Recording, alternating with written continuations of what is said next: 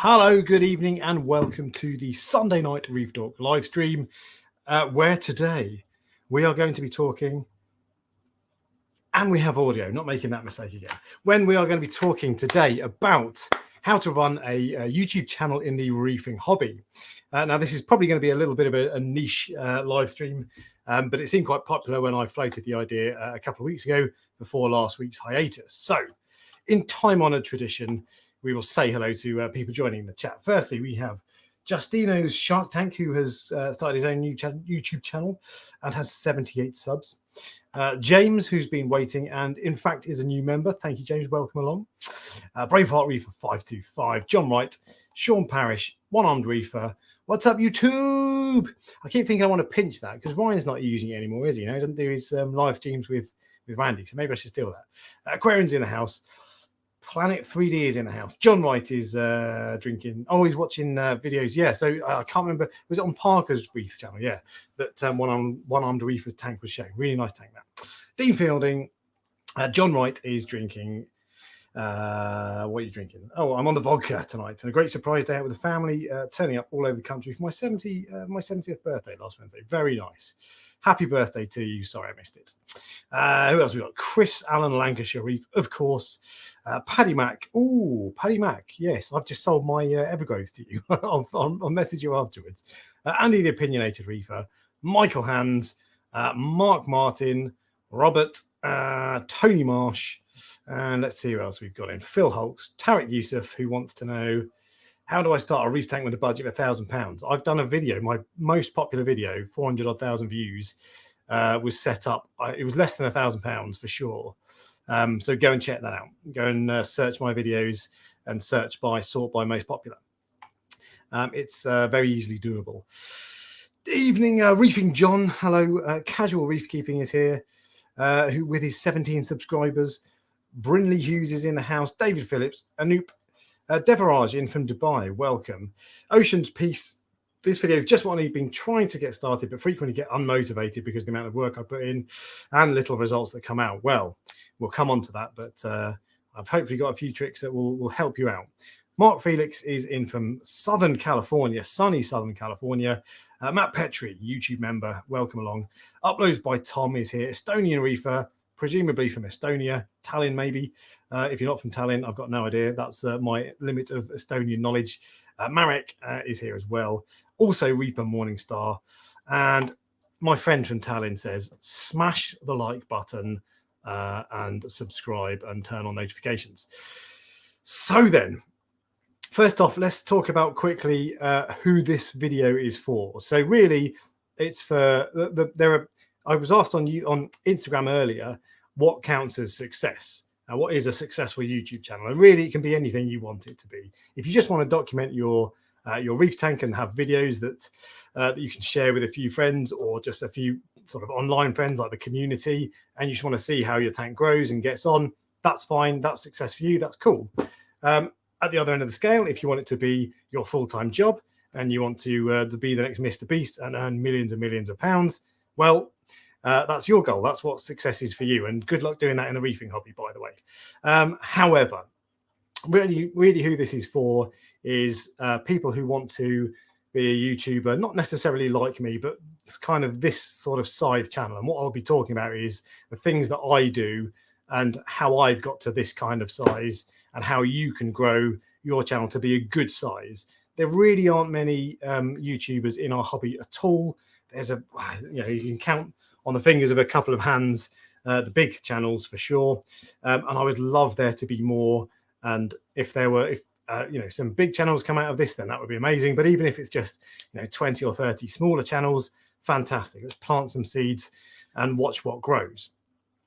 And I want to talk about expectations as well. I mentioned in this hobby, you're not likely to earn millions of pounds, which I'm sure won't come as a surprise to many people. YouTube is not the massive cash cow in our hobby that it is in other hobbies. If you're a successful YouTuber in technology, for example, or in the challenge genre, which is really popular, then you will make an absolute fortune, or you can make an absolute fortune. But in our hobby, there's probably not many people who are likely to ever go full-time and make it their job. But that doesn't mean you can't earn money from it, and you can't be successful. And I am not an expert is the other thing to say. So I've been doing this channel for 5 years now, and very much in the same way as my reef tank, I'm not the world's leading expert on reefing. I'm also not the world's leading expert in YouTube. But as with reefing, I know what I'm doing, and I've got a decent tank to back it up. In YouTube, I know what I'm doing with the channel, and I've got a decent channel to back it up. So that's basically my pitch to you then. So that's that's where my skills lie. I'm not this is not the last word in YouTube insight, but there are loads of things that I do, I think, better than some other channels in our hobby, having studied YouTube. And I'll tell you some really good channels to follow that do give advice on YouTube and that are really successful in their own right. And finally, there are no shortcuts in this. Whilst I'll tell you everything, and by the way, I have no secrets that I'm not prepared to share. You can ask me any question you want, no matter what it is, and I will tell you. There are some things that I do that help my videos be more successful and get a wider audience, and I'm happy to share everything. I've not got secrets that I want to stash away and keep to myself just so I can hoover up all the views. You can ask me any question you want, I'll answer it. But there are no shortcuts and there's no magic formula. And this isn't, I'm not going to be telling you this is the recipe, hit these 5 boxes and bang, you'll have a big channel.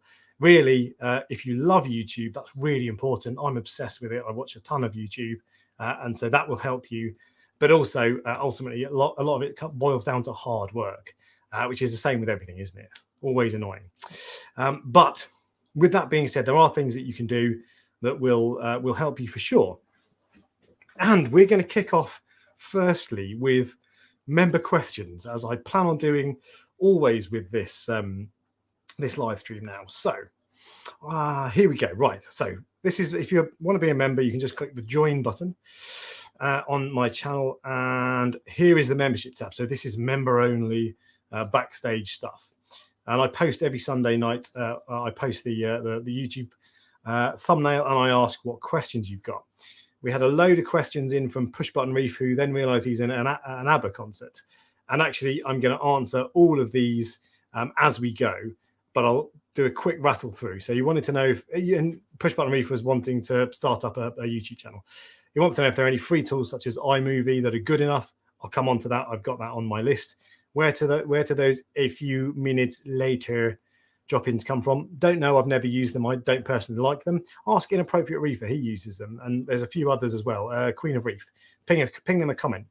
And what else? Can I get away with shooting footage on my phone, which claims to have a brilliant camera? We'll cover that as well. And do you need to buy a separate mic? We'll cover that. Where do I get background music? We'll cover that. So loads of stuff to go over, and I'll answer all of those questions as we go. Quick sip of frothy whiskey that is not really whiskey at all. Where are we first then? So kit equipment. Everybody likes equipment, right? As reefers, we can be gear junkies sometimes. So we'll start with equipment. And this is where there is some good news to start with. Whilst you can spend, same with reefing, the thing is there are loads of parallels between reefing and YouTube, and basically because everything in life is the same. The basics are what make 80% of the success. And there's various things that are true for everything in life, more or less. So with equipment, you can spend as much money as you want. Fan from Tidal Gardens probably spends more than anybody else in the hobby on YouTube equipment. And those videos are pucker and really good audio quality in particular, but also the video, of course, is excellent. So you can spend as much money as you want. And I've spent quite a lot of money. But the good news is you really don't have to spend big bucks to start even a YouTube channel or even get quite successful. In fact, the largest or most subscribed to YouTube channel in the UK in our hobby, Prestige Reef, I believe he records all of his footage and does all of his editing on his phone, on his iPhone. And it's not the very latest iPhone. And so, yes, you absolutely can do it without spending a ton of money on equipment. The things you will need, and I've got 3 things that are absolutely essential. One that is, ideally you'd have one as well, but it doesn't necessarily matter. First off is mobile phone, one that we all have. So something with a camera, basically. You don't need a fancy camera. So I have a Fuji X-T4, which was an outrageously expensive camera. are not even that expensive as far as cameras go. And I have this camera, which is a Sony a6000 as well, which was less expensive, but you don't need that. Mobile phone cameras are fantastic quality, especially for well-lit areas. So if you want to do some vlogging and you're talking to camera, they're brilliant for that. They can struggle a little bit with blue lights, of course, but generally they're fantastic. And all you really need is orange and yellow lenses if you're going to be shooting your tank, particularly under blue lights, of course, because it just takes the edge off a little bit. So a mobile phone and orange or yellow lenses are essential, but that's pretty much it. You don't need expensive cameras. And actually, the chances are, if you've got an amazing camera, but you don't know how to use it, you're not going to get that great footage. So well worth just starting with what you've got in terms of video equipment. You will also need, the only other thing that I would consider to be essential, a lav mic. So this is actually a Rode lav mic, but these microphones are just dead simple. You just pop them on your clothes. Comme ça. You've seen these, everyone wears them. And you can get these that plug in. This doesn't plug into a mobile phone, but you can get them that plug into a mobile phone. So you just go pop, and instead of using the mobile phone microphone, which is generally rubbish, you get audio from this. And I can't stress strongly enough how worthwhile an investment a lav mic is. It doesn't have to be a £500 lav mic. It can be a 10 quid Amazon lav mic. Just find one that works with your phone. The sound quality difference between your phone and a lav mic is huge. You can spend a lot more money on microphones, of course, and you do get better and better results. But the biggest jump in quality will be from your mobile phone or your camera, because camera microphones aren't good either, from your mobile phone or camera to a lav mic. They're fantastic.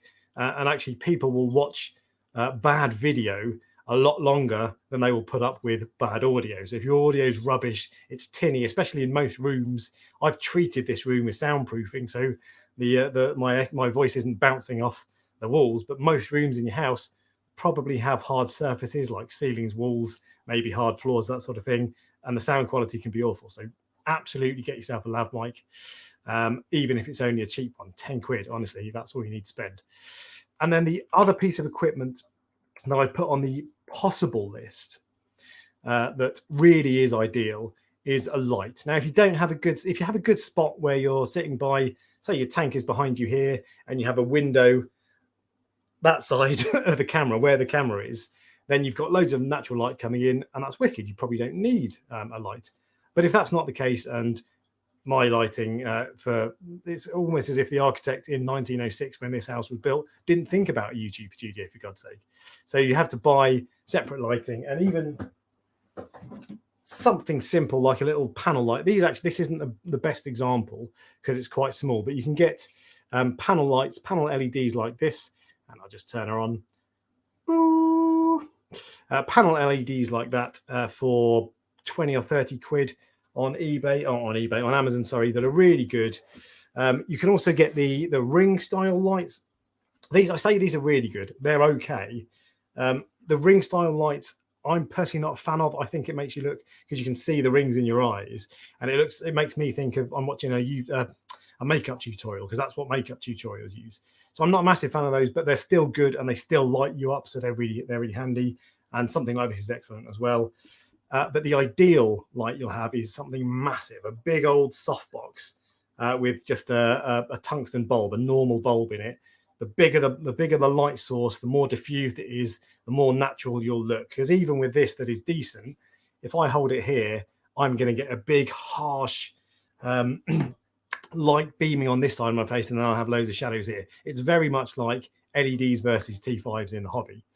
So that is well worth having, but it's not essential. But lighting makes a massive difference. Even bad lighting, even a light like this that is a bit average, or a light like the ring lights that aren't perfect, they're so much better than nothing, and they make a big difference.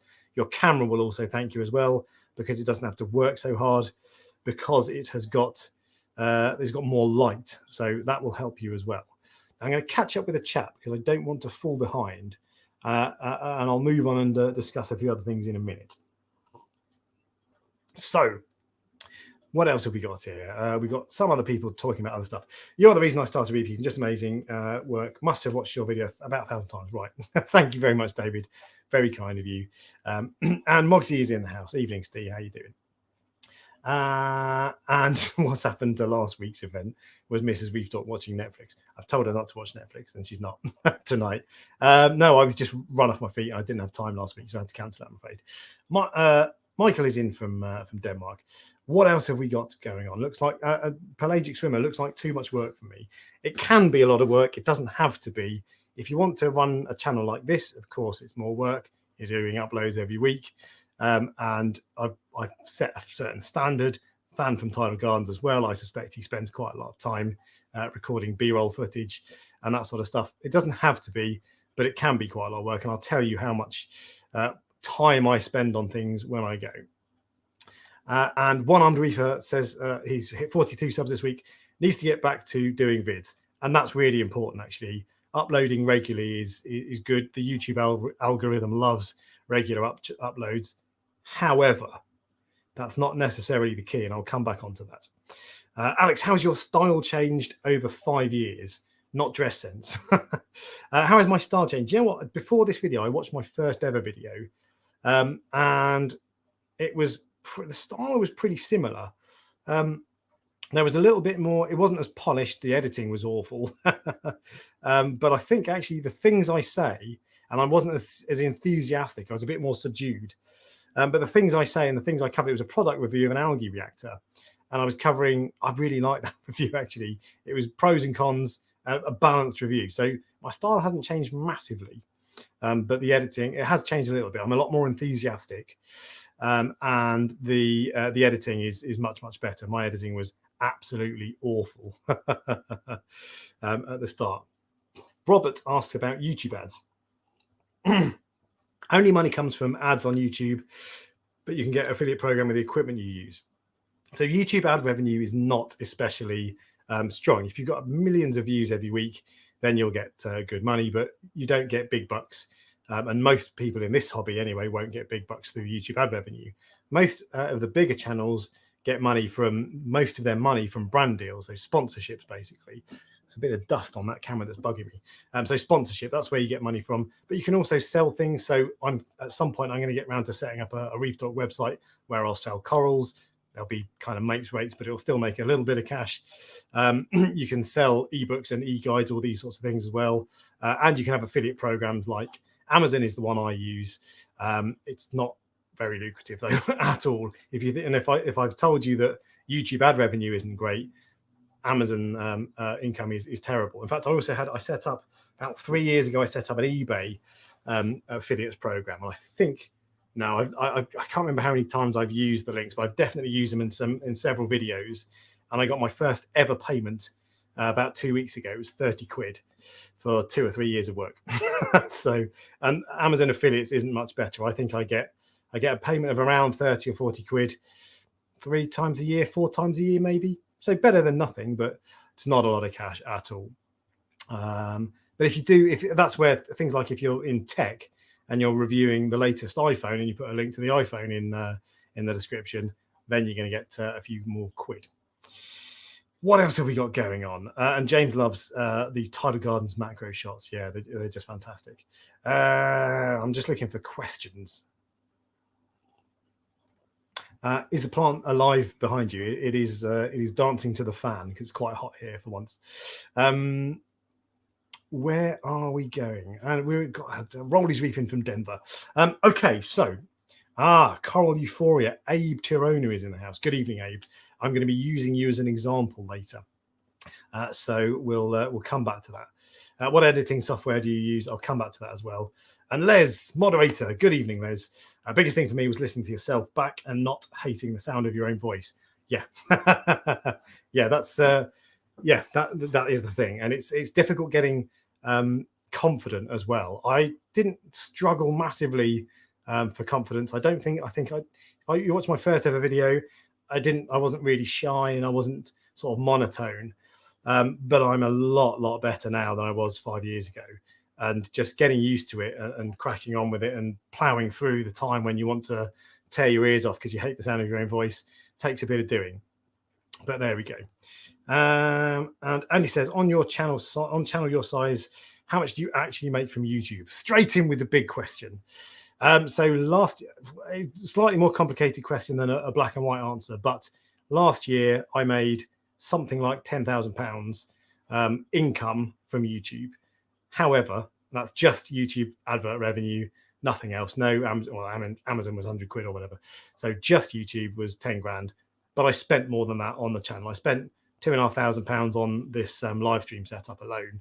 And I spent more than I made. So I made a loss, actually. I hope to make a small profit this year, but it's not likely. I'm not likely to make a fortune. So it's not big bucks. But to be fair, 10 grand's not bad going, is it? Even though I spent quite a lot of money, that's all right. This is not regarding YouTube, in which case we're not going to answer it. Sorry, I need to try to keep on topic. Explain what is the YouTube algorithm. I'll do my best, but from what I understand, there are several algorithms. It's not just one. But yeah, that is important, and I'll come back onto that. Okay, so we've done the basics kit. If you do want to go ahead and buy more expensive equipment, it does, of course, make your videos better. Absolutely. My camera is a Fuji X-T4. It's a 4K 60 frames per second camera. It's absolutely amazing. I love it. In particular, one of the things that I really like is it's got a flip out screen so you can see yourself. My last one didn't. So that's brilliant. And it's got all sorts of features that are fantastic. So a really good camera is excellent. But when I bought my first good camera, I then found that my computer couldn't handle the editing. So I had to upgrade my computer as well. So having just spent about £1,000 on my first camera, maybe a bit more, and then I had to spend more than that on a computer that could cope with it. So if you do buy a fancy camera, bear in mind you'll need a fancy computer as well. And that's why a mobile phone is a really good thing, because the file sizes are much smaller, and your computer will be able to handle it much better. In fact, you can do a lot of editing on your phone. I've never done that. I don't like it. But you can do it, and it's powerful enough to do that sort of stuff. And in the UK, there's a company called MPB, Mike Papa Bravo, online, that sell secondhand cameras. That's where I bought this webcam camera from. It was a Sony a6000, which is a really good mirrorless camera for 250 quid, which was a really good deal. And they come with a warranty and all this sort of stuff. So well worth checking out MPB for secondhand cameras. But if you do buy a camera, the two things I would look out for are image stabilization, because if you're doing this and holding it at arm's length, you're bound to shake a little bit. So if you can get a camera with image stabilization, that's great. And also the selfie screen, which is really good. Those are the two main features I'd say, but also learn how to use it. You need to know about aperture, shutter speed, and ISO. You need to know about how to use a camera. If you can do an evening class, they're fantastic, and they really teach you lots of things. But if not, there are tons of channels on YouTube that will be able to help. So don't waste your money on a camera if you're not going to learn how to use it, because you won't get the best out of it. And ultimately, you can spend less than 50 quid to set up a channel. Frankly, you could just use your mobile phone and a 10 quid Lav Mic, and you're done. So next subtopic is, and let's just catch up with some chats. Right, you want to know how long it takes to put a video together? I'll tell you that later as well. Quite a long time, but it doesn't have to be. It doesn't have to take too long. Right. So ideas. How do you find out ideas? A lot of people often say, "God, is it really hard to come up with ideas?" And I sometimes see other people talking about YouTubers and say, "Yeah, but they've just got to. They're short of ideas. They've got to churn out any old rubbish, haven't they?"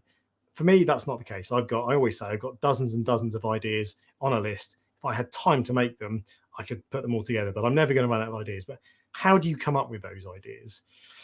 First off, you've got to find your own style. So I can't just tell you go and make X, Y, and Z video and it'll work. You've got to find something that works for you and that you're passionate about and enthusiastic about.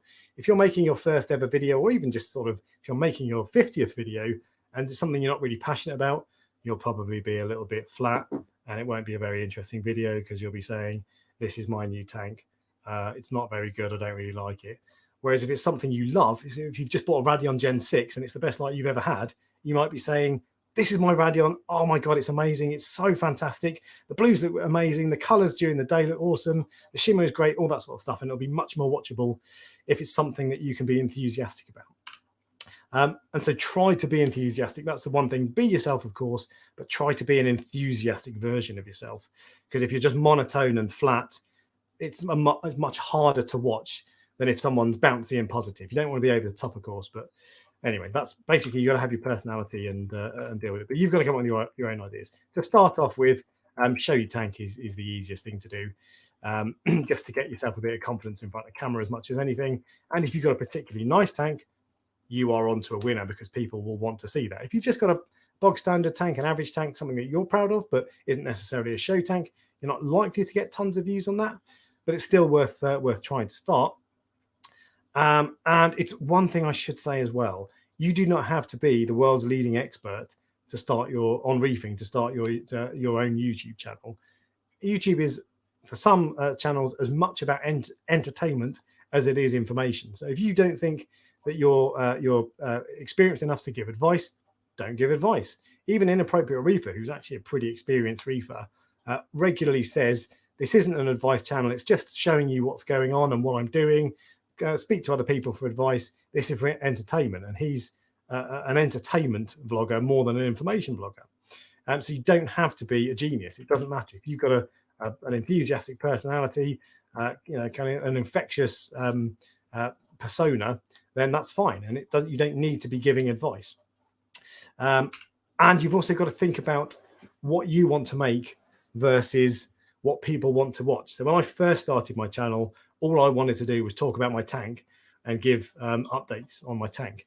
But I soon found that actually no one cared about my tank apart from me, because I'd be saying, oh wow, look at this new Zara I bought, it's red, and I'd get 7 views and no comments. So, because really people don't care so much as you do, unless you've got something it's the what's in it for me factor, what's in it for the viewer. So think about what people want to watch. And if you're starting a new channel, product reviews are also a really good place to start. You're bound to have equipment lying around, especially if there's new equipment. So if you've just bought yourself a Radeon Gen 6 and you upload a video with a review of it, doesn't matter how awful it is, people are going to watch it. And actually, if it's good because you're enthusiastic about it and you know a little bit about it, you've done your research, then you're going to get views. So product reviews are good to start with. I find now product reviews are some of my less watched videos because of the different kind of videos I do. But to start with, if you're putting up videos that are just about your tank and that sort of thing, you're probably not going to get much interest. I certainly didn't. But if you're doing reviews about products that people want to know about, the what's in it for me factor, you're going to get more reach. But also think about what has worked for others. And I'm going to demonstrate this by sharing my screen. For example, actually, I won't use my channel. Let's use Moki, the Inappropriate Reefer, who is, I think, the biggest non-professional channel in the hobby. And so here's a great example. So go onto any YouTube channel in our hobby, or any YouTube channel you like, in fact, and sort by most popular. Then you will see what works. So with this, you will see his most popular videos are garden eel video. All right, you might not be able to replicate that. Ecosphere, okay, again, might not be able to replicate that. But then the other videos are videos about setting up reef tanks. So that's easy. You can replicate that. What else have we got going on? A user review of the Eheim vacuum cleaner. More stuff on setting up reef tanks. Thoughts on a biota aquarium. So again, that's the Fluval Evo. So that is, again, a product review. Finding Nemo, clownfish. What else has he got? My secret to coral growth, which is probably just a bit of things that have worked for him. Petco's $50 clam. Really popular video, 73,000. So I regularly find myself trying to take inspiration from other people, and don't reinvent the wheel when it comes to ideas for videos. If something has worked for someone else, then it can work for you. And it doesn't mean that you copy that video word for word, but it means that you can use their idea as inspiration. A really good example of that. So if you look on Bulk Reef Supply, their most popular videos are setting up a tank, setting up nano tanks, sumps. People love sump videos. That's one of the videos I did early on. Show people around your sump. No matter what tank it is, I guarantee people will want to watch it. If you've got a Red Sea Reefer 170, for example, massively popular tank, people, when they're buying that tank, will want to see around the tank. If you've got a Gen 2 Red Sea Reefer, that is that's catnip at the moment for us reefers, because we want to know what's going on. So yeah, So see what's worked for others and take inspiration. Try to make your own version of them, but take inspiration, I think, is good. And the other thing I would say is think about what you're going to say. So when I first started, I made a couple of edits of my first video before I did the final one. And I just sat down with the product I bought, the algae reactor, and I just said, okay, so here it is. Yeah, where's the hose? Oh, it doesn't have a hose. Right, okay. That's annoying. Okay, well, let's unpack it. I was a load of foam. And the first 2 minutes of that, and it was rubbish because I hadn't planned what I was going to say. And if you waffle, it puts people off and people get bored of it. Not everybody does, but a lot of people will do. So just think about what you're going to say. It doesn't mean you have to write a script. You can do if you want. The best thing to do is have bullet points. That's what I do at the moment. I have any video, I set down, I don't know, 10 or 15 bullet points of what I want to talk about. I'll see the first bullet point, then I'll talk about it, and then go on and keep rolling. So then it's a little bit more natural that way, but you've got a map of what you're going to say. And it's really important to think about what you're going to say before you make the video. Dealing with negative comments as well. So this is a big thing in social media, isn't it? Of course, trolling and all that sort of stuff. Actually, I find that in YouTube, certainly in Reefing, negative comments aren't really a big issue. And I'm going to see if I can, I'm going to do this live, which might be a mistake. But I'm going to go to my YouTube studio page and click on the comments section. Where are we? Here we go. Held for review. This is where the nasty comments come. There we go. Nothing held for review. Excellent. So if someone leaves a really nasty comment, it'll come up there. And I have none. And generally, I don't get many nasty comments. Some people criticize me, of course. That's totally fair. And that's fine. But I don't really get many nasty comments. I also run a motorbike channel called 8-Bit Biker. And man, that is a different world. People are horrible in the biking community, which is weird because most bikers kind of look out for each other. But anyway, yeah, so in our hobby, though, I find most people are just really lovely and really friendly. You do get critical comments and you do get negative comments. If it's there are two ways of dealing with them. First off, if it's a critical comment, try to cut through the words and get to the heart of the point they're making. So there'll be times when someone won't necessarily explain themselves in the manner they would do if they were talking to you, but actually their underlying point is valid. So if someone says something that just sounds rude and your instant reaction is, oh, shut up, you don't know what you're talking about, I'm brilliant, or whatever, just pause, read the message again and think what the underlying point they're making is. Because sometimes people just, just type away and hit send and it doesn't come out the way you necessarily want it. So some people might genuinely have useful comments. And I've had loads of comments that on the face of it look a bit stinging and a bit of someone having a stab at me, but actually they're saying they're expressing their frustration because I've done something wrong. So maybe I've had my cuts between two video clips have been too fast, and they say that's rubbish or whatever, and just have a pop. And it's like, actually, you know what? Sometimes those people are right. So try to understand what they're saying. And the other thing I would say is, if it's a negative comment, I've got to the point now where I just don't respond, and that's the best way to do it. It's still sometimes you do get sucked in, but any channel I watch, if there's a troll in the comment section and they have a pop at the YouTuber and the YouTuber fires back, I always judge the YouTuber, even though they're in the right. I think, I don't like that. You shouldn't be having a go at people, regardless of whether or not you're in the right for doing so. So I think you're much better just to either ignore the comment completely or just try to reply and be nice. Don't be nasty to people because they're being nasty to you. And often you'll just be missing the point. So, but if a comment is really nasty, you're not going to win an argument with someone. And if someone is just trolling you and having a pop, you're not going to win an argument in the YouTube comment section. So just ignore it altogether. But as a general rule, 99% of my comments are positive or not negative. And everybody is really friendly. What I always say about the hobby, one of the great things is the community. People are absolutely lovely as a general rule. Now, I mentioned reviews, which I'll come on to in a second, but I'll catch up with the chat. And rank, so this is a really good point. So I prefer watching people like yourself who are passionate hobbyists that aren't there for the money, but advice, information, sharing experiences. Yeah, so sharing experiences, like I said earlier, you don't have to be really experienced and know everything. You can just be sharing your experiences. And even if you're a brand new hobbyist, you might be sharing something that other new people find interesting. And there'll be things that people like me have forgotten about. So I won't be able to do that. I won't be able to tell people. And passion, that's it. People love watching people who are passionate. A few times I'll say on this channel that Jay's Real Reef is one of my favorite smaller channels because he's just really passionate and he's just got that infectious personality. And it's just entertaining to watch. And there are some channels away from reefing and even in reefing as well that I will watch anything they put out, no matter what, no matter how rubbish that video is. I will watch every minute of it because they're passionate or they're enthusiastic or whatever. So that goes a long way. And this was the other question I was going to answer. Nice segue. Thank you, John. Do you have to approach companies to sponsor or do they reach out to you? So that's not quite the question I was going to answer, actually, but I'll answer it anyway. So I don't think I might. No. Right. So I've never reached out to a company. I don't think I've ever asked. I might have asked a company I work with for something, but but I've never done a cold calling. I'm not sure about that. I can't quite remember. Anyway, it doesn't matter. I've never reached out to companies. I personally don't like that. I prefer to want to work with someone who comes to me. So if a company approaches me, cool, they know who I am, they want to work with me, that's good. I kind of feel like I'm begging as well if I go to a company and say, hey, send me free stuff, I'm a YouTuber.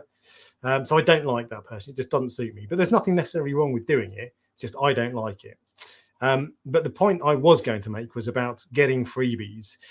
So should you accept free products? And going on from negative comments, because some of the negative comments that I get, I don't know, 20% maybe, are probably about criticism for me taking products for free.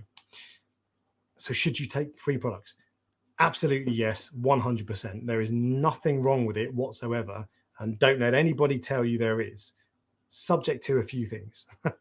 So you have to be open about it. Okay. If you've been given something, you need to say that you've been given it for free, either in the description of the YouTube video, or put up the little banner that says includes paid presentation, or say it was given to me for free, or say this video is sponsored by Ecotech or whatever.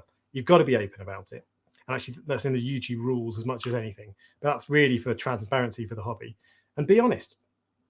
Manufacturers won't mind if you're honest about the product, as long as you're fair and you're not just rinsing it. Manufacturers won't mind, and other reefers will respect you more if you are honest. And don't be afraid to say it's good. You know what?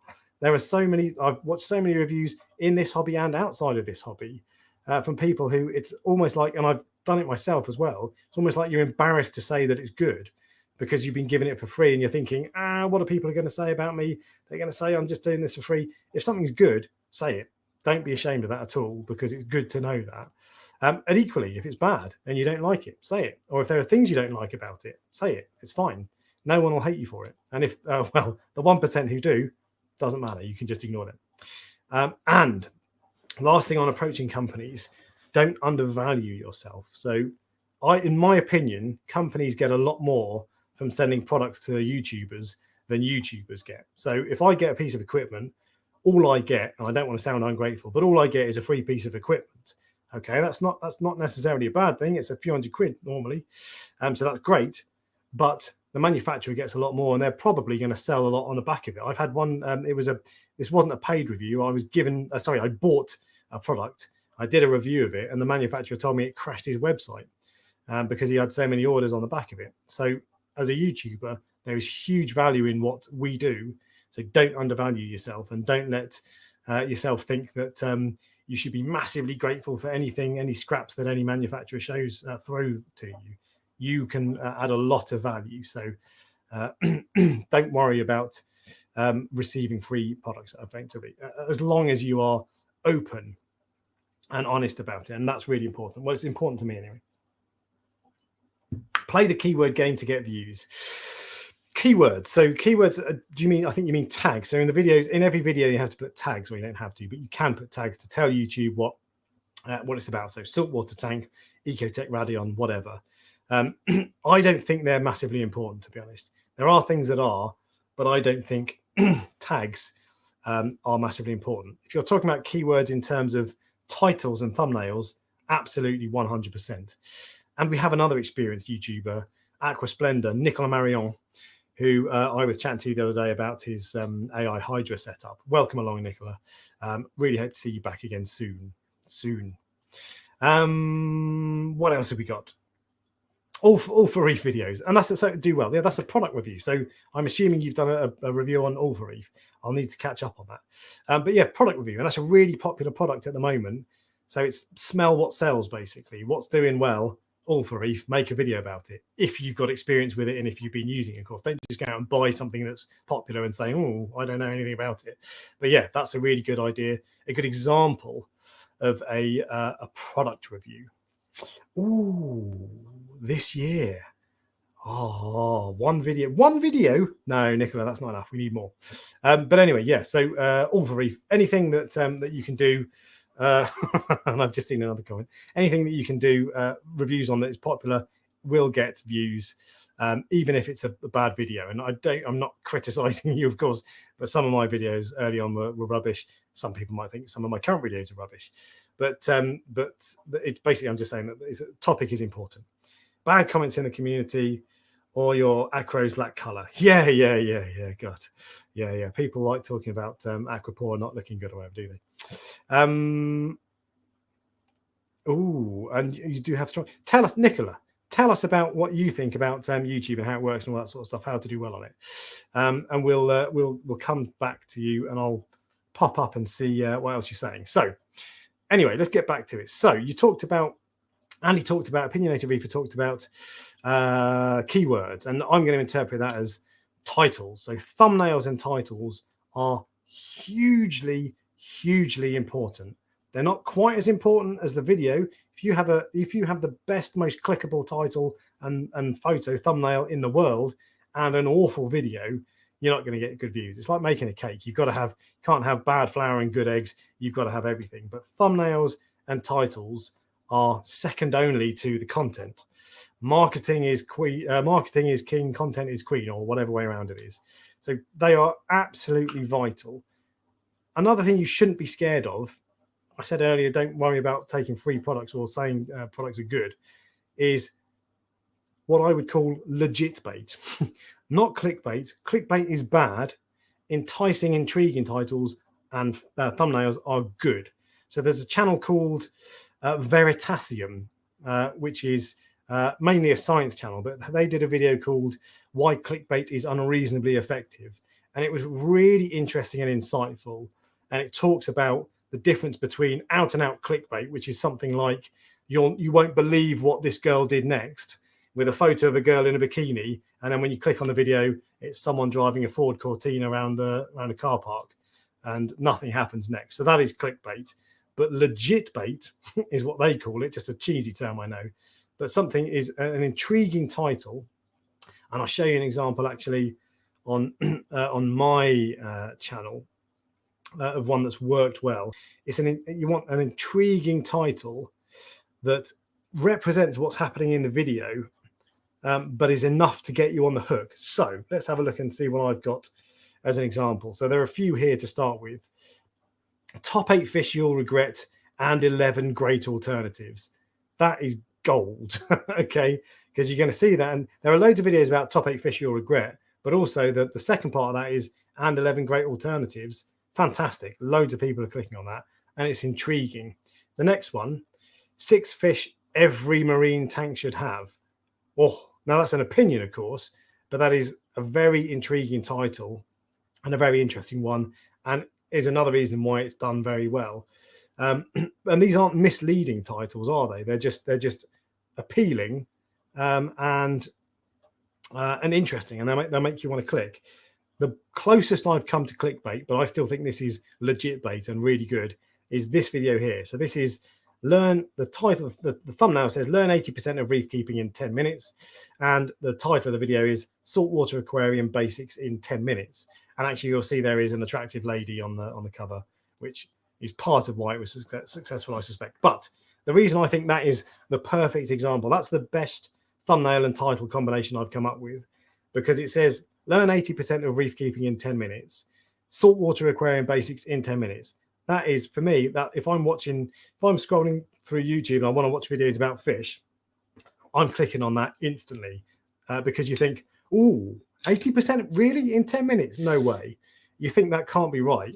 But there's a curiosity gap because you're like, I wonder what that's about then. I wonder if this really is true. And actually, that doesn't mean if you watch that video for 10 minutes, you're not going to learn. You're not going to literally learn 80% and know pretty much everything about reef keeping. But what you will learn is that the basics will get you 80% of the way. So the video title, it's not misleading. It does follow the video does follow what the title says, but it's not literal. It's not literal. So that is my best title because it's not clickbait, and but it's legitimate, but it's also at the same time intriguing and enticing. So that is what I think is really important when coming up with titles, and you should be spending a lot of time thinking about your title and your thumbnail. Don't just put together any old rubbish. There are times, to be fair, when I'll just say, Vortex Powerhead review, whatever. Can't really go wrong with that. But for the most part, you want to be thinking carefully about your titles. Also, thumbnails. Thumbnails are just hugely important, and it's worth spending a bit of time thinking about them. You should try to edit your photo. If you're taking photos yourself for your thumbnail, try to edit them. There's an app called Snapseed that's really good. There's just 5 or 6 sliders you can use that change the brightness and the white balance and a few things that make a real big difference. And it's so easy. Don't be intimidated. It's a piece of cake, and your thumbnails will look a lot better. And then I've put a list in the description of a load of apps I use to make my thumbnails, that overlay text and overlay 2 photos together and can remove the background and all those sorts of things. So check those out. Phonto is the main one I use, which is how I create. Let me show you. So all the writing on all of these titles, whether it's in boxes or not in boxes or whatever format it is in, whatever the font is, every single one of those was made using Phonto, which is just a mobile phone app. It's really, really good.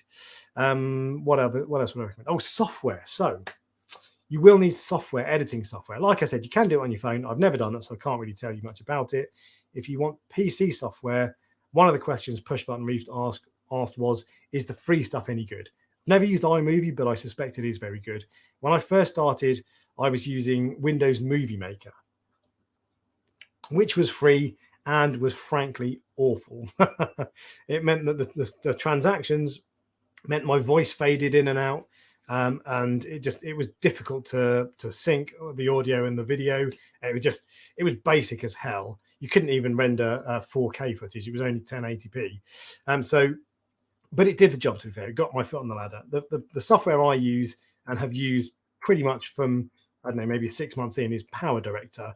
The first version I bought cost 50 quid, and then you own it outright. And since then, I've moved on to the paid version, the monthly paid version, which is £4 a month. It's pretty cheap. PowerDirector is very easy to use and has a ton of features that are really good, but it's not necessarily the best, and it is a little bit limited. I've tried Premiere Pro. That's very expensive, but more to the point, it's extremely difficult to use. And finding some software, and there are loads out there that are free that are good. Do a search for best free video editing. They are very powerful, actually, and they're good equipment. So yes, you absolutely can get it for free. You don't need to spend money.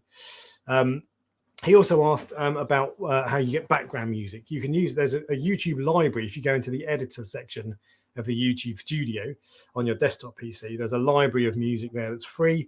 It took me, I don't know, 2 years maybe to find background music that suited me. And the music I use now, I absolutely love. I think it perfectly suits the pace and the tempo of the videos. It suits the kind of mood I'm trying to create as well. And the sound, the noise, the music energizes me. When I'm watching that, when I'm editing my videos and adding in the music, I start dancing. It's like, it pumps me up. It's great. So finding good background music is important, because if you have bad background music, it's just distracting, especially if it's too loud. I actually think, if anything, my background music is a bit too loud, but it's as quiet as my software will make it. But so spend a bit of time looking for background music. And Epidemic Sounds is the place I use. It costs 10 quid a month. There's a link in the description. It costs 10 quid a month, so it's quite expensive if you're just starting out, but YouTube ends up paying for it. And that's it. So let's catch up with, I've got a couple of other bits as well, and then we'll just go over what's in the chat. But let's see what's going on. Here we go. Nicola Marion has tips. If you make your Reef channel English, make sure you can speak that language. Don't do like me. Excellent tip. Nicola, you speak excellent English, and your videos are very good. And in fact, even though you don't speak, it's not your native language and it's not perfect English, people still watch you because it's not necessarily just about, people aren't watching you because you've got perfect diction. It's because you're an interesting character and you make good videos. And particularly, in fact, if you've never seen Aqua Splendor, go and check it out. So maybe 10,000 subscribers, something like that. A good channel and a very unique style, totally different from me, much more cinematographic. I don't know. Cinematic is the word I'm looking for.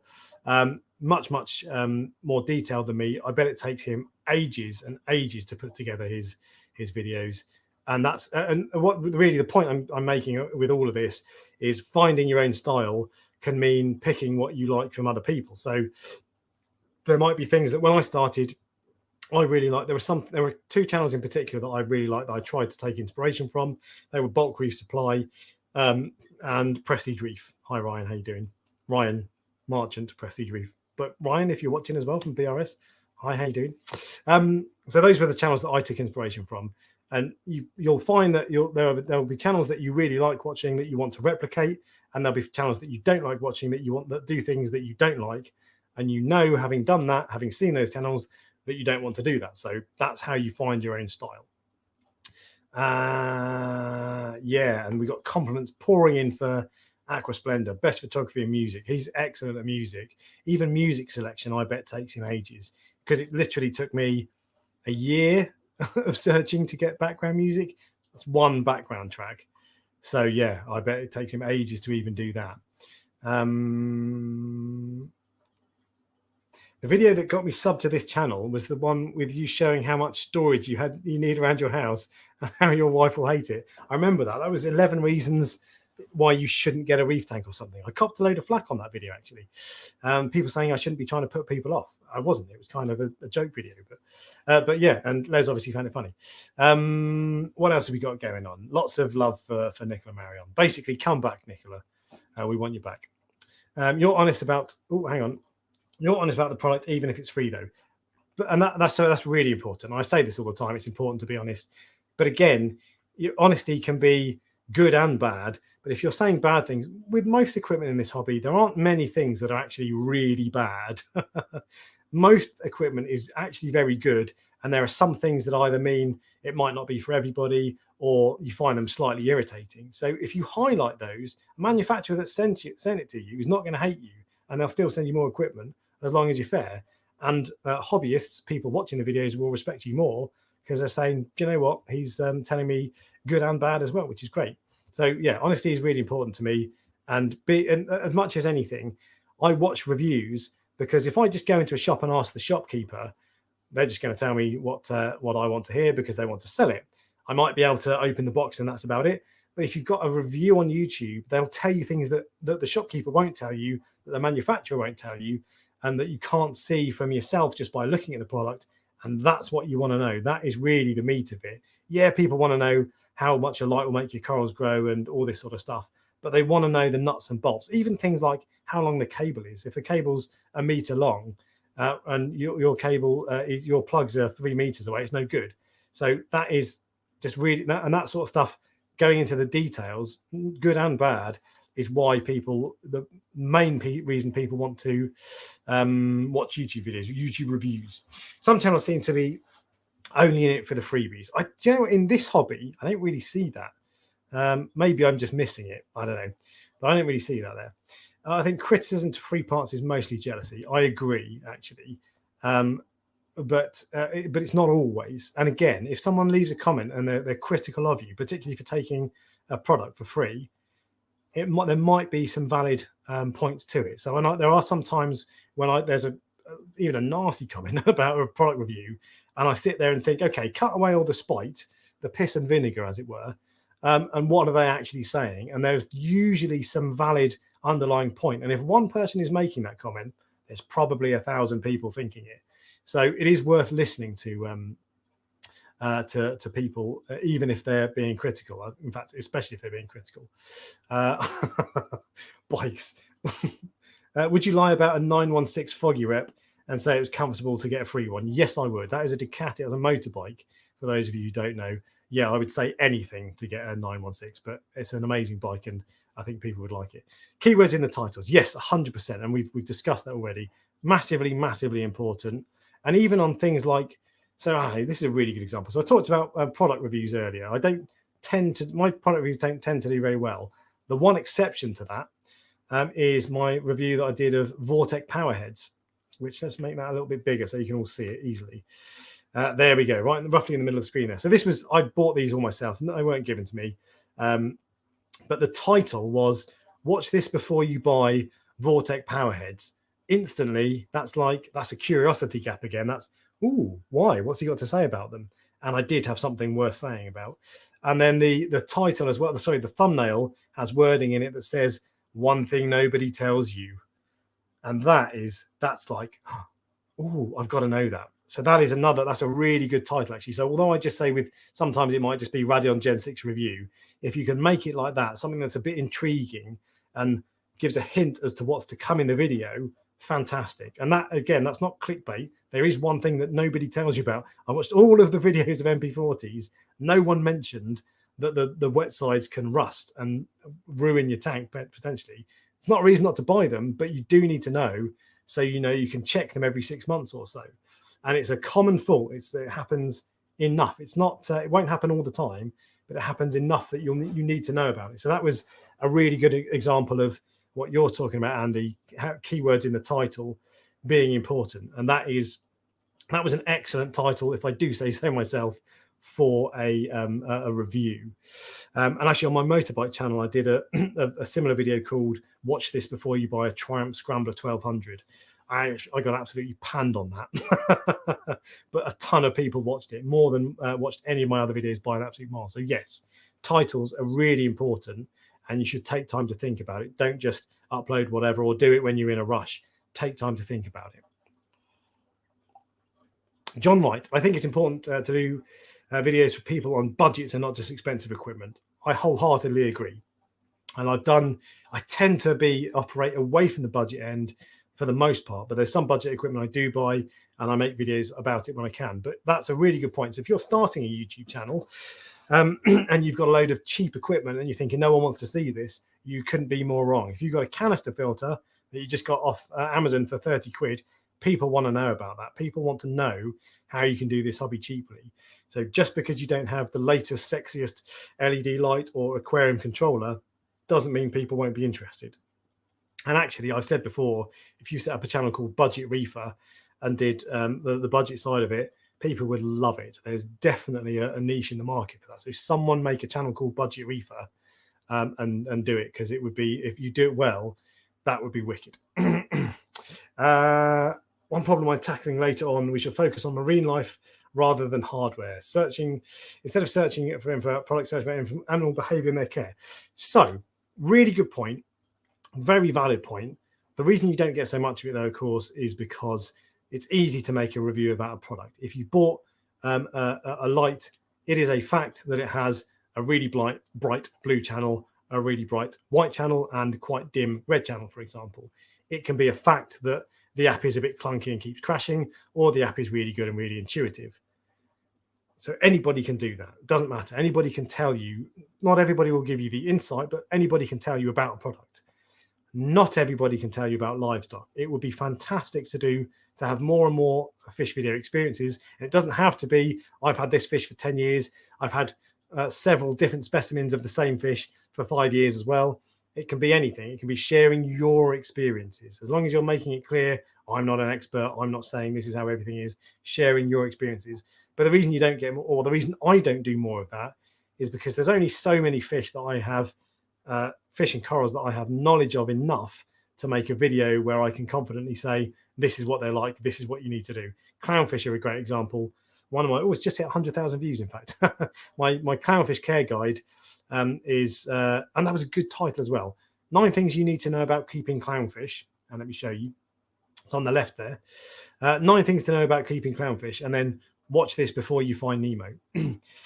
So that's a clownfish care guide. I've kept loads of clownfish. I know what they're like. I've read millions of bits online, and I've formed my own opinion. I can do that. If you ask me what Pseudochromis anthias, the squammy anthias, what they're like, no idea. Never kept them. So it's much more difficult. But yes, if you've got loads of experience keeping fish or corals, tell people about it. Share your experiences. That would be wicked. Definitely people take too many freebies and don't tell anyone about it. I could name and shame them. Well, let's not do naming and shaming. but telling people about it is fine. As long as you're telling people, it's fine. So that's my opinion on that. Clickbait doesn't help reefers or the hobby. Clickbait does not. Clickbait is bad, but legit bait, as the cheesy term is called, the things I've been talking about, like watch this before you find Nemo, 9 things you need to know about clownfish, that is good because it encourages people to watch your videos. So that video's got 100,000 views now. If I'd have called it Clownfish Care Guide and the thumbnail was just a picture of a clownfish, 10,000 views maybe, much less. And it would be the exact same video. It's just that your title gets people encouraged into watching it. If it's clickbait and it's rubbish and the video bears no resemblance to the title and you've been misled, that's not okay. And that is bad. But if it's not that, and there is some, it's just if all the intention of the title is to create a curiosity gap and get people to click on the video, that's good. And actually, there are times when you might have seen, if you watch my videos at the start, I change the title and the thumbnail because you get data on the YouTube Studio app that tells you how your videos are doing. And I've never had success with this, but there are loads of channels who will make the exact same video, change the title, and suddenly it will go from 100,000 views to 1 million views just because of the title and the thumbnail. And you're not trying to con people, you're trying to please the YouTube gods, the algorithm. And that's how you do it, by creating a curiosity gap, by making something intriguing, good photos that represent what the video is about as well, because people scroll through and you might have 1/10 of a second to catch someone's attention. So clickbait is bad, but creating enticing titles is very good. And actually, I sometimes take that video I told you, saltwater aquarium basics, 80% of reef keeping in 10 minutes. I got so much, for a start, that's a really good video. I'm really proud of that video. But actually, I took so much pride and satisfaction from making that thumbnail and title. And it was a title I copied from a photography channel. The photography video was learn 80% of photography in 10 minutes. And I just loved that title. So, but I loved that that title and thumbnail. It gave me a lot of satisfaction. So spend a bit of time doing it and do take it seriously. And don't worry about it. And you won't always get it right. Clickbait versus legit bait is sometimes a difficult line to tread. I don't think I've ever crossed over. Oh, no, there's one video I changed the title of because someone accused me of, oh, it's Aptasia. So the video was called something like the definitive guide to permanently getting rid of Aptasia. And I even say in the video, this isn't a guarantee to permanently get rid of them. It's very difficult. The chance are you just got to manage it. And someone called me out on it in the chat, in the comments, in a rude way, but they had a point. Like I said earlier, if they're rude, they might still have a point, and said, this is clickbait. You say that it's not permanently getting rid of it. So I changed the title. But yeah, clickbait is bad. Legit bait is good. And watch that Veritasium video that's called Why Clickbait is Unreasonably Effective. He's just a really interesting bloke. He's got millions of subscribers as well. It's very good. Reef Talk. It's a different philosophical I'm trying to influence. What's the secret? I have 18 videos in the bank. I do have reasons why I hold back. They are going to be splashy. Ooh, intriguing. I thought that was your wife. So I'm not married, but I am engaged to be married. So I will be married soon. And you're talking amongst yourselves. Producing video about hardware is easy, too easy in my personal taste. It's a little bit why it shifted towards what we love, marine life. So but then that's it. So this is another example of what I talk about in terms of finding your style. So Nicola, for example, wants to make videos about livestock and sharing that sort of thing. I want to make some of that, but I want to make some equipment reviews as well. Probably only 10% of my videos are equipment reviews, by the way. Other things are guides and tips and hints and sharing my experiences and things I've learned. But find what works for you and what you like, and find your own style. Philip Harrison does not understand why people do unboxing videos. The reason people do unboxing videos is because in certain genres like tech, they are huge, and they are how-tos. If you Google best videos to make for YouTube, how-tos, unboxings, and there's old like top 10s lists, list of some of my best videos.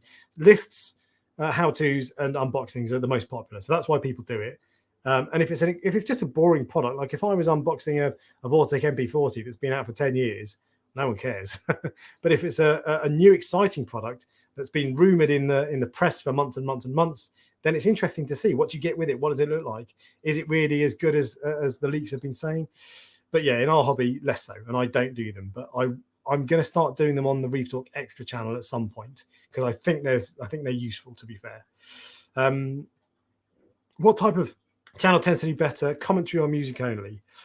Oh, commentary probably, but it depends how well you do it. So Danny's Aquarium does almost exclusively music only with subtitles. Aqua Splendor does that a lot as well. And Danny's Aquarium is growing faster than Reef Talk, which sounds like a humble brag, but my channel's been growing, apart from Bulk Reef Supply, over the last year. My channel has been growing pretty much as fast as anybody in the last 12 months, with the Bulk Reef Supply number 1, me number 2, and then Sea Friendly Reef and Danny's Aquarium sometimes bumping above me, sometimes bumping below me. But Danny's Aquarium does all those videos with music only. They're fantastic. They take a lot of creativity. I can't do a video like that. I don't have the creativity. It's not in me. But if you're that kind of person, watch Danny's Aquarium. They're brilliant, and they get a ton of views. They're just engaging. They're interesting, and he does them really well. And Alex Ellie's potentially laughing at Windows Movie Maker. Do they still make that? It's awful. I made some detailing videos on my phone. Detailing as in washing cars and stuff.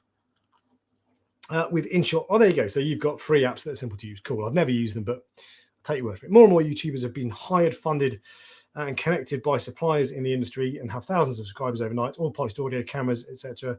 Fake hobbyists. Not in our hobby. You tell me one hobbyist, tell me one YouTuber in that category. I stand to be proven wrong, but I don't think that's right, because there's not a lot of money in reefing. Making my videos varies a lot depending on the type of video. There's a video I can shoot, edit, publish on the same day. Those ones who you are in front and back of the camera talk. Okay, so do you know what? That comes on to the rest of the bit I want to. So that I'll come back onto the chat in a sec as well. And we're not a million miles behind, to be fair, for the first time in a long time. But a couple of other things I wanted to talk about as well. So frequency. How often should you make videos? How often should you upload? The algorithm, there's no two ways about it. The algorithm loves a bit of consistency. So I make videos and have been for about 3 years, I think. I think it was 3 years ago that I started making videos every single week.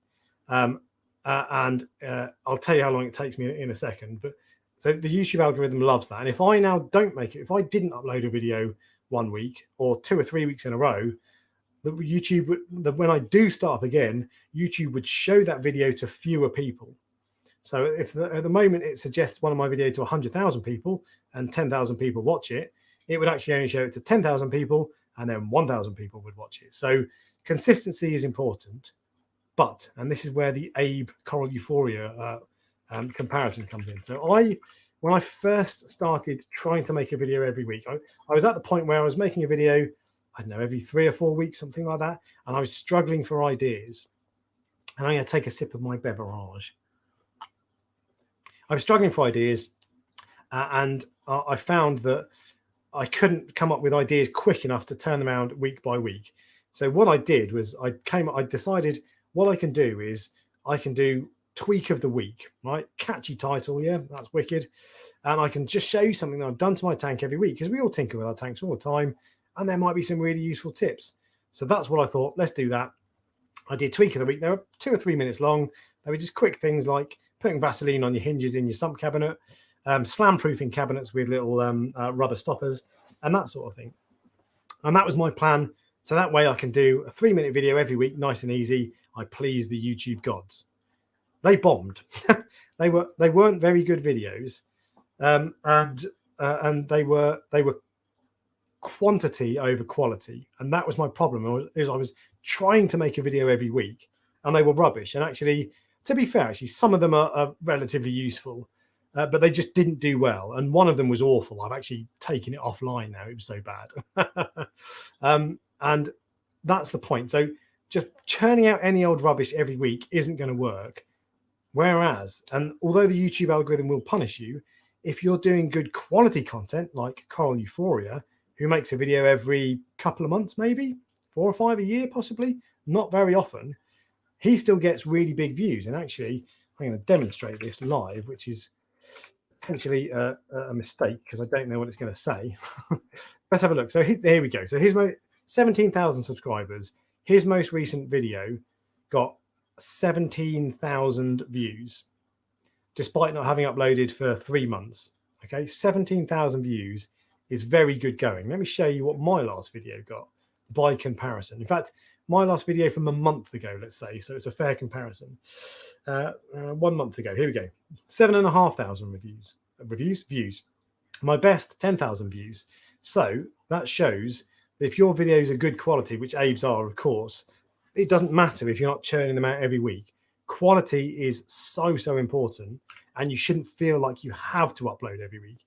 If you can do, of course, it's better, but it's far more important to upload good quality videos than just churning out rubbish like I did with Tweak of the Week every week.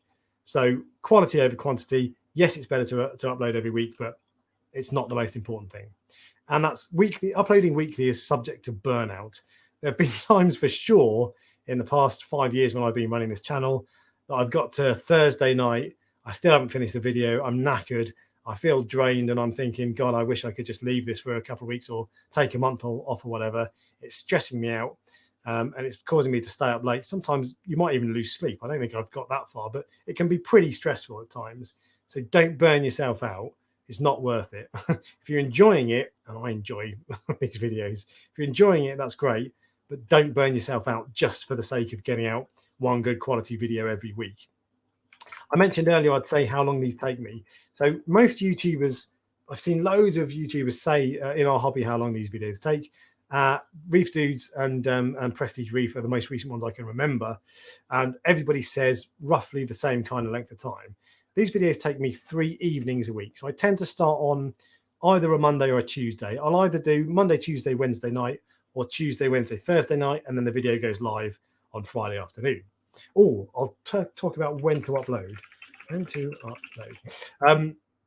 They take me 3 evenings, probably 3 hours an evening. It's not like I finish work at 5 and I'm working on it till 11 o'clock. So they probably take me between 6 and 10 hours. So an average of 8 hours per video. And that's to think about what I'm going to say, write down the bullet points of the key points I want to talk about, record the talking head bit where I sit down and basically run through my bullet points, and then record all the B-roll footage, and then stitch it all together, add in the music and all that all the transitions, all that sort of nonsense, all the editing. That takes me about 8 hours. You can do it a lot quicker than that, particularly if you're just doing a vlog. Hi, how you doing? This is my tank. Look at my new clownfish. They can be much quicker. I uploaded one today for Reef Talk Extra. If you're not subscribing to Reef Talk Extra, go and check it out. I uploaded one today that was just a vlog, and it was pretty quick actually. It probably took me an hour start to finish, hour and a half. So it doesn't have to be, it doesn't have to take ages, but that's roughly how long you'll take if you're doing all these other layers. And I'm embarrassed to, in fact, I've just I'm going to talk about Aqua Splendor. I'm embarrassed to say this, given how long I bet it takes him to make. And he said he spent 8 hours just listening and taking notes for future videos on music. So there you go. You can spend ages, but probably about 8 hours a week. And if you could just do that on a Saturday or a Sunday, cool. And it doesn't have to be that long.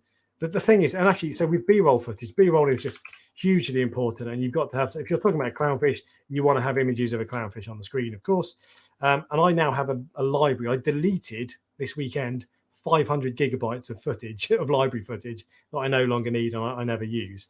I've got terabytes of footage of library footage that I can use regularly. So if I wanted to do a video about, well, clownfish is a bad example, about a yellow tang, for example, I've got various videos I have of yellow tangs. I can just type in, search yellow tang, bang, and I can use that. So building up a library makes things quicker. Otherwise, every single week, you've got to go and get your camera and record B-roll footage for the whole thing and so on. And this is part of the reason my videos are short. the longer my videos, if I do I like short videos. I prefer watching short videos. I'm starting to grow into longer videos, so you might find my videos growing longer in time. But if I make a video that is 6 minutes long, it will take me those 8 hours. If I make a video that's 10 minutes long, and I've done this particularly with product reviews, because there's so much to cover, or I want to cover so many things. If that's a 6-minute video, takes 8 hours, a 10-minute product review takes me a lot longer. So that's part of the reason I keep my videos short, because I find it much quicker. And we talked about money earlier. So I mentioned how much I earn anyway, and it varies massively, by the way. So if you've got, not everybody with 45,000 subscribers will make the same money as me. It depends. Really, subscribers is irrelevant. It depends on views. And even if you're getting views, I will probably earn less money than Bulk Reef Supply per 1,000 views. The click per minute rate, what's it called? RPM, revenue per minute, or revenue, whatever it is. The revenue rates vary massively. If you want to make a finance channel or a tech channel, they are some of the best channels for pure cash. And Reefing is not that great. I can't remember how much I make per 1,000 views. I think it's something like $2 per 1,000 views. So what's that? £1.20 for 1,000 views. That's not a lot of cash. But anyway, to get monetized, you need to have 1,000 subscribers and 4,000 hours of watch time. Now, hours of watch time varies. It's not an exact science, but that's probably roughly 80,000 views. So you can't make any money from YouTube until you get 1,000 subscribers and 80,000-ish views, something around that kind of level. So even if you've got you've made a ton of videos, you're not necessarily going to make any money. And even when you do, my first 3 months, I think it took me 3 months to make the minimum payout, which was $60 on YouTube. So you don't make a lot of money early days. When to upload? I said I'd say when to upload. In fact, I'm going to show you my stats for this. I said there were no secrets. I mean that. So I'm going to show you. YouTube does really good analytics. Oh, I'm not going to be able to find it now. It shows you somewhere. Audience. Here we go.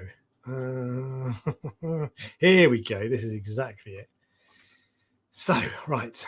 This is when let's make sure I'm not showing anything I shouldn't. Probably all right. So this is when my audience is watching. So people in the darker the purple, I'm pointing at the screen. The darker the purple, the more people are watching. So nobody watches middle of the day, basically. Quelle surprise. But Sunday evening, from what time's that? 4 p.m. to 10 p.m, loads of people are watching. Really good time. Monday night, same time, loads of people. And then Friday is another good one. And Saturday afternoon from 4 to 8 is a good one. So those are the times to upload, because that's when most people will be online. So those are really good times to upload. Those are things that help. And I hope that throughout this hour and a half almost, I've told you things that you can pick out that are useful tips. And that's one of them, I think, when to upload.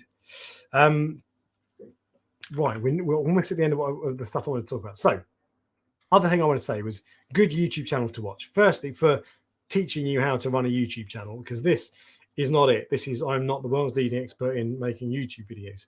However, the three that I think are best are Nick Nimmin, and I've put his name. I might have even linked his channel in the description. He's brilliant and talks about the basics a lot, which are just so important. Think Media. Talk a little bit more about how to do it in terms of lighting, audio and sound, lighting, audio and video, all that sort of stuff. And then Daryl Eves. Daryl Eves is excellent. He helped Mr. Beast. So those are three that I would watch. I would also watch that Veritasium video I mentioned. And Mr. Beast, I think, he's a genius. It's not necessarily my cup of tea. If you've never heard of him, check him out. But watch his videos to see the things he does to get people engaged. Because really what you want is a good quality video, good quality content that people will keep watching, good thumbnail and good title.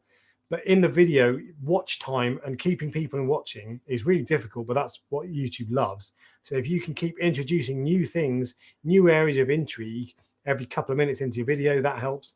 And Mr. Beast will talk about that. So if you can find interviews with Mr. Beast, there's a Joe Rogan Spotify podcast with Mr. Beast that's really good. And there's Colin and Samir did an interview with Mr. Beast as well. It's well worth watching. They're really interesting because the guy knows he's what, 23, and he's got 90 million subscribers and spends $1 million on each video. So yeah, those are the channels that I would watch to learn how to do it, and you should obsess about it as much as you can, really. YouTube Stilo, you mentioned Merrick McDowell. Yeah, so I never saw him, but yeah, I've heard about him, but he was before my time, I think. And here we go, Aqua Splendor spent 8 hours just searching for music for one video. Wow. I'd love to be about as enthusiastic as Thomas on BRS TV, but in my Yorkshire, I guess that's YouTube disability. But people love Yorkshiremen, don't they? Very, very popular indeed. So you don't have to have Thomas's passion, although it's very good if you do. And Nicola tries not to use the same music twice. Man, you must spend a lot of time. Tell everybody what website you use for your music. Is it free or is it paid? Probably paid, I'd guess. And in the house, Jay's Real Reef, who I mentioned earlier on, just go for it, which is a good idea. What else have we got going on? And loads of advice from Jay. Community is super supportive. Absolutely, really is. Doesn't have to cost the earth. Mobile phone or GoPro. Indeed. The one thing with GoPros is they're really wide angle, so it looks a bit unnatural. That's fine for some types of genre, but I would go with your mobile phone over a GoPro personally. But they are probably a little bit better quality, maybe. Anyway, and Jay uses Canva for his thumbnails. Make your own decisions, but listen to the advice. Exactly. So, got your own content, you got your own style, all that sort of stuff. And we all need more reefing content to watch. Indeed. What do you think of the animated titles a lot of reefers have? I noticed you don't have one. I think I don't like them. So I thought about making one, but as far as I'm concerned, it gets in the way of the video. I think if the ones that have a very quick, a couple of seconds, and have maybe a sponsor message or whatever, I like. But I don't like it when it's just an animation for the sake of it. It's just not my cup of tea. It's not that you shouldn't do it. It's not that it's bad. Some people will love it. But personally, I don't like them. And I just end up skipping past that. I'm like, double tap, 10 seconds.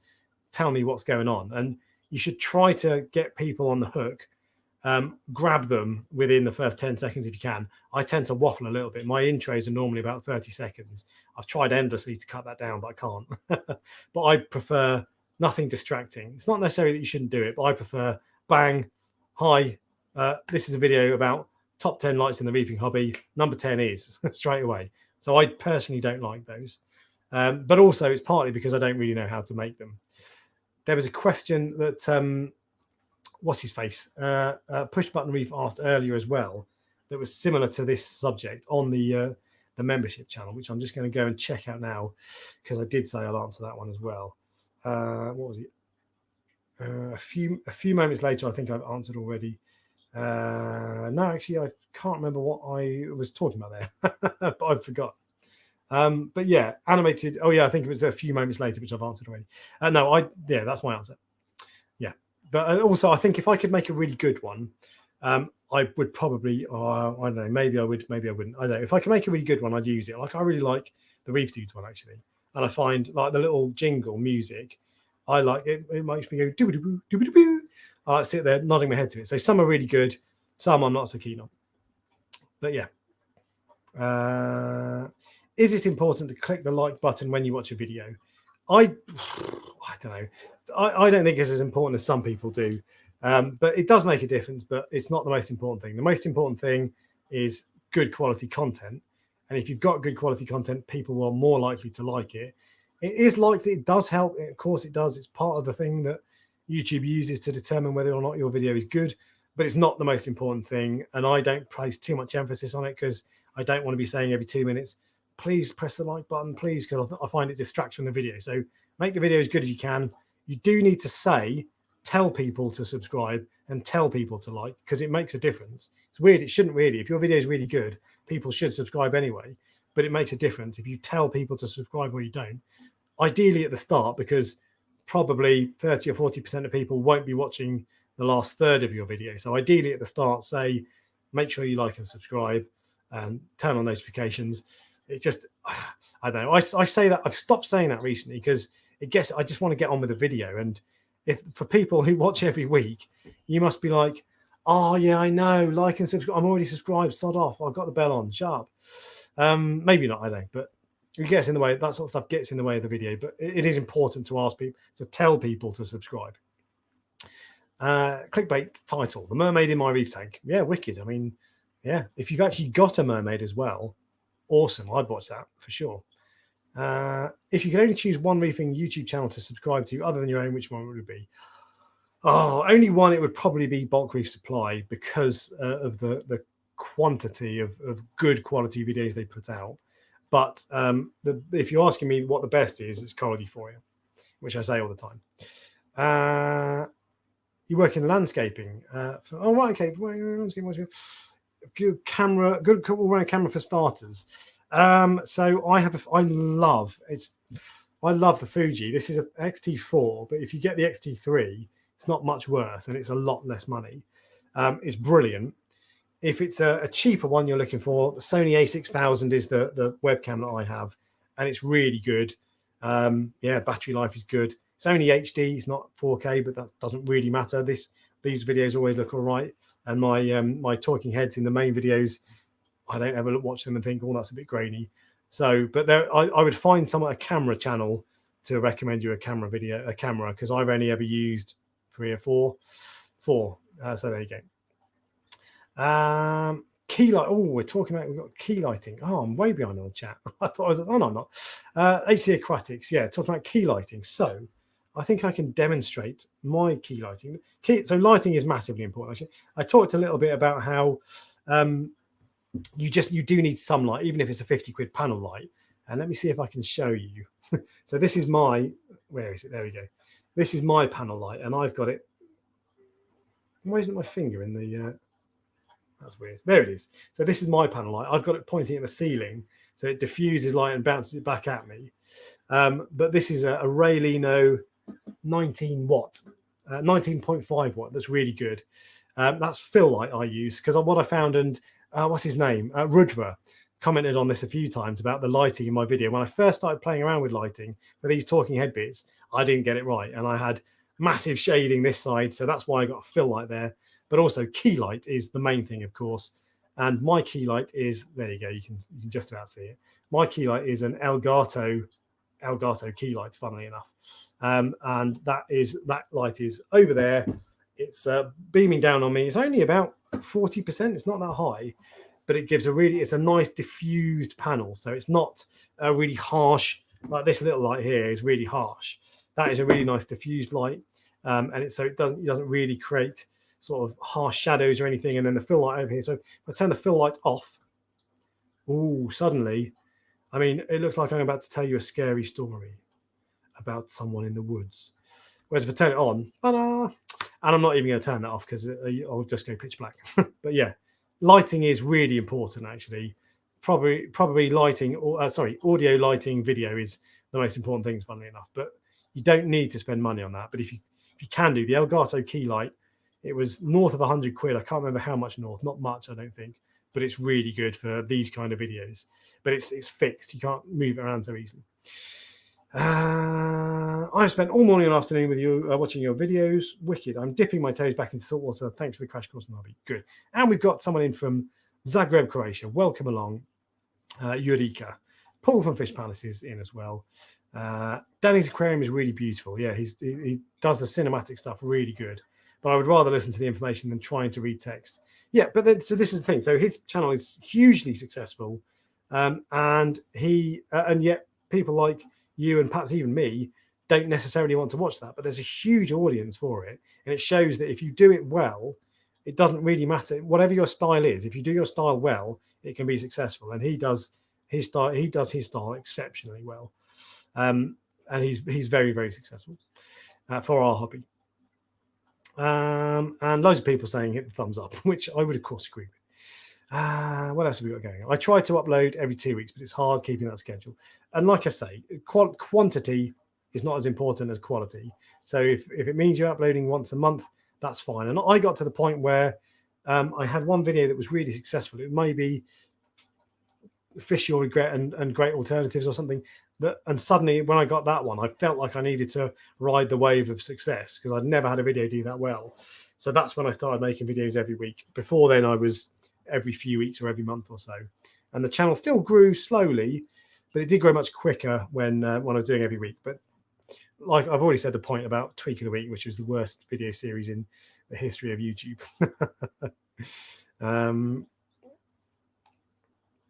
What sponge did I replace it with? I can't remember. Sponge in the filter. Sponge in the filter. I don't think I. Oh yeah. I didn't put a sponge in there. I don't think. It was a very small filter. Anyway, what else have we got? I tinker too much. I someone was reading to mess with the tank. Purple sea whips. Never heard of a purple sea whip. I know it's not YouTube. I'm tempted to come back onto that. You find my videos really relatable. Excellent. Thank you. Have you ever considered giving a periodic random shout out to small channels? Small channels like Reefing, maybe. Go check it out. I have actually. I want to do something called the Reefing Show every week. I've been thinking of doing this for a long time. I just haven't had time to map it out. And one of the things would be small channel shout outs. But one thing I don't like is like the sub for sub culture. If I recommend a channel, it's a channel that I love, like Coral Euphoria, for example, and I can say, go and watch it, it's amazing. I really don't, you shouldn't do sub for sub. And I know it's not what you're suggesting, but just telling people to go and subscribe to a channel for the sake of it. What you want, and I've never done that, what you want is organic, natural growth. I want people to subscribe to my channel if they like my content, if they want to watch my videos. If you don't like it, I don't want you to subscribe it so I have a higher number. But yeah, I'll do that at some point when I start the Reefing Show, which will be a 1 hour Reefing Show or 1.5 hours maybe every Sunday instead of these live streams. Well, it will be the live stream. What was your thought process behind starting the live streams? I expect they still take a lot of prep, especially confidence. Confidence, not so much, to be honest. And prep, this one took a bit of prep, but they don't always. And part of actually, do you know what, that's a really good question, James. Thank you for asking. Being successful in YouTube means various different things. And one of them for me, one thing that matters for me, it might not for you, but it probably will matter for most people, I think, is building a community. You've got to think about who your audience is. There are some videos that I make, a lot of my videos, I'm trying to reach the widest audience possible, to grow the channel, to show my videos, show my tips to as many people as I can, share things with as many people as I can. There are other videos that I make for a smaller audience. My Tunzi 8850 review is a prime example. I knew it was going to bomb. It got like 4,000 views. Really bad video, but it was really interesting. Oh, it was really useful for some people. And these live streams I started doing partly because I felt like I should do, but also mainly because really I wanted to connect with my community. And the live streams don't make a lot of money at all. And actually the software cost me 40 quid a month, which is ridiculous. But they don't make money. So I don't do these for money. I do them because I enjoy them. And they tend to get watched by roughly the same group of people every week. So I'll get 150-ish, bit down tonight because it's a niche subject. I'll get 150-ish live stream viewers and then 4,000 views, maybe 5,000 views after the event. So it's the same group of people. I'm not reaching hundreds of thousands of people, but I get to talk to you guys and I get to build the community. And in a hobby, community is just massive. So that's why I did it. But also because they don't take a lot of time, to be fair. They really don't. Although I finish at 10 o'clock on a Sunday night, which is later than I'd like, to be honest, but never mind. Yes, you need storage for lots of B-roll footage. Best way to store video and B-roll is an NAS. Don't know what that is. And spend the money to get a 10G network connection. I don't know what that is. I just have it on a solid state drive. Thank you for the video. It's been inspirational and extremely helpful for those of us inspired to start a channel. Excellent. One of the best methods of getting started as a reefing YouTuber, the only method I've been successful with, is posting on Reef to Reef. I would not recommend posting your videos on Reef to Reef or Facebook. People see it as spam and they don't like it. So I wouldn't do that.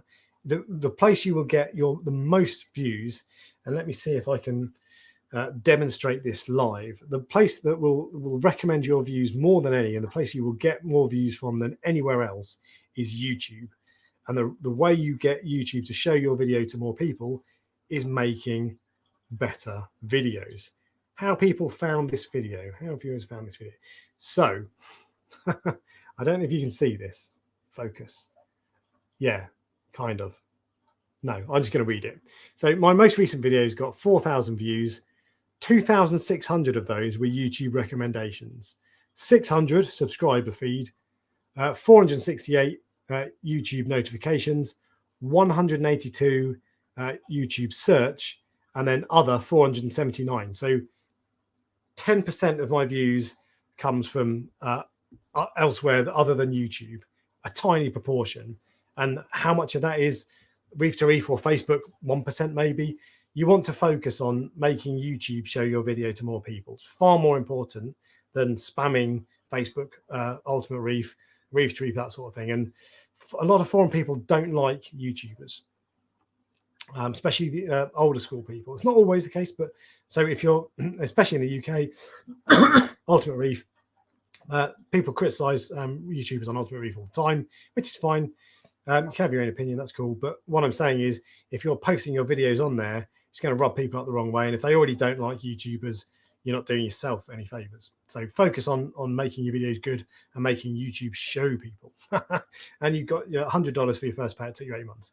Yeah, there you go. So it's not mega bucks in the reefing hobby.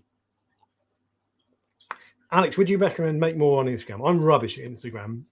I've been running my Instagram page for roughly the same time as the channel, and I have 4,500 followers, something like that. Not very many at all. I don't really know how to game Instagram, as it were, as I do know how YouTube works. And would you make more? Well, Instagram doesn't pay you. And that's the great thing about YouTube, is it pays you money. I get money for adverts on this video. I'll get paid for this, not a lot, but I'll get money. On Instagram doesn't pay you. You're reliant on brands picking you up and you being an influencer. I hate the term influencer, by the way. I'm sure some people would describe it as an influencer, and maybe I can't argue with that. I prefer video creator, content creator, because influencer to me feels like, if I'm an influencer, my sole job is to persuade you to buy stuff. And I feel like my sole job is to make videos, make content that you want to watch. So I don't like the term influencer, and influencers are more closely associated, I think, with Instagram. But no, you don't, as far as I'm concerned, unless you're getting sponsorship deals, you're not going to make a lot of money off of Insta. Same for TikTok, although I think they're starting to pay people on TikTok, maybe. Don't know. I don't really know how TikTok works. Yeah, okay. So paid license. Yeah. Because if you don't use copyright-free, royalty-free music, your videos will get pulled. So you need to either pay for it or use copyright-free stuff. Do you know what? I've just realised. I asked someone earlier, and I might have missed it. I asked someone earlier to name someone who's got 1,000 subscribers because they had, or 1,000 subscribers because they've had a load of free equipment. And I have heard nothing in reply. So I would take that as that I was right. What else have we got going on? Flower Horn channel. They make those. Oh, I've not seen that actually. Okay, fair enough. But there we go. I think actually, do you know what? We are. Oh, you're talking about. Have you been offered any sponsor? Coral Euphoria would not take sponsorship. And to be fair, Coral Euphoria is makes videos partly to build his own brand, so he's selling himself. Sounds like he's a hooker more than actually selling equipment. So I don't think it would fit that channel as well as it might fit other channels. But nonetheless, actually, I suspect Radion's, for example, would be a really good fit. Anyway, we have come to the end of the live stream, and I am going to wrap it up early, but that's everything I wanted to cover. So thank you very much for watching, guys. If you've got any other questions, chuck them in the comments, not the chat, in the comments, and I will reply to them. And have a good evening, and I'll see you next week. Cheers, guys.